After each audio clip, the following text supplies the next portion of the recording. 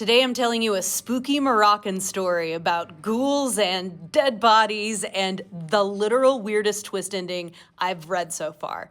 Like, I'd give you $1 million if you see it coming. JK, I don't have $1 million, but you're gonna be surprised. It's called The Bald Man at the Funeral. It starts with a monkey and a narrator who really has something against only children. A merchant has one son, and the narrator says everyone knows an only child is a spoiled child. They see a man with a monkey performing in the street. He wants the monkey so bad, his dad buys it for him, and then the monkey ends up like scratching up the mother's face and like ruining the family business. So finally the dad kills the monkey, and this helps his son not be spoiled anymore and grow up to be a very fine young man. One day he's walking through the street and he sees a crowd of people around a corpse, and he's like, what's going on? He's told when the man was alive, he owed a lot of debts, and now that he's dead, his creditors won't let his sons bury him until they get their money. So our main dude feels really bad for him. He pays the debt so they can bury their dad. He goes home and tells his dad what he did, and his dad's like, you did a good job, but let's also have the funeral feast here and just complete this good deed. His dad also says, pay attention to whoever eats the humblest meal at the funeral feast.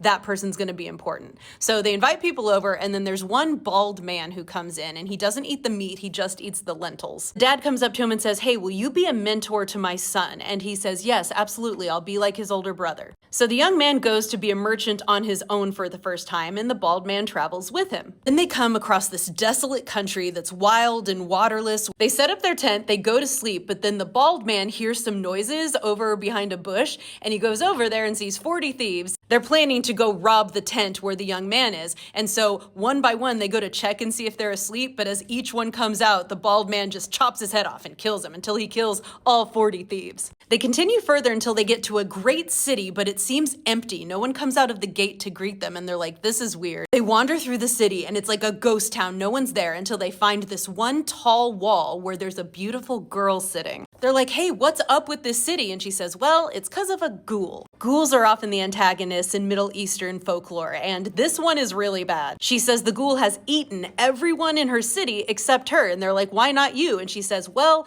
because I'm pretty. He wanders around the desert, feasting on anything that moves. Then he comes home to me and has me clean his teeth while he admires my beautiful face. She's like, go away before the ghoul devours you too. And the bald man and our main guy are like, nah, we're gonna kill it. Footsteps shake the ground because apparently this ghoul's like a giant. He says, who brought you humans? And the bald man says, Allah did. And then the ghoul's like, I'm gonna eat you. The bald man takes out his sword and he's like, only if you can catch me. So they fight, and eventually the bald man kills the ghoul. The girl trills for joy and goes to the bald man and says, all right, I am your wife now. You have won me. The bald man's like, hold on, we'll talk about that later. But first, let's take all of the wealth and jewels and gold from this town and take you back with us. They travel and get just outside of their hometown, and then the bald man says, all right, let's divide this treasure between us. And so they start to divide everything. Then the bald man says, and now the girl. And our main guy says, you won her, you should take her. And the bald man says, no, we must split her like everything else. He seized the girl by one foot and gave the other to his brother. The girl trembled and shook and let fall one egg and then two more, which the bald man crushed with his heel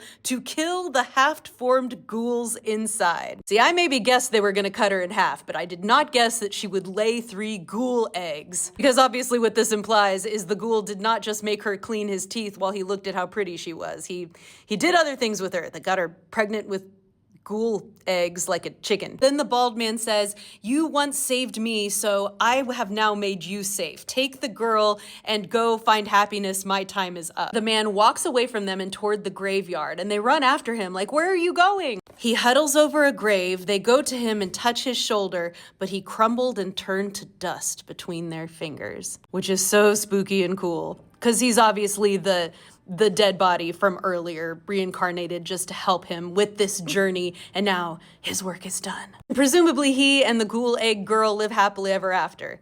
I'd have a hard time being happy with someone who was cool with cutting me in half, but I guess he got the ghoul parasites out of me, so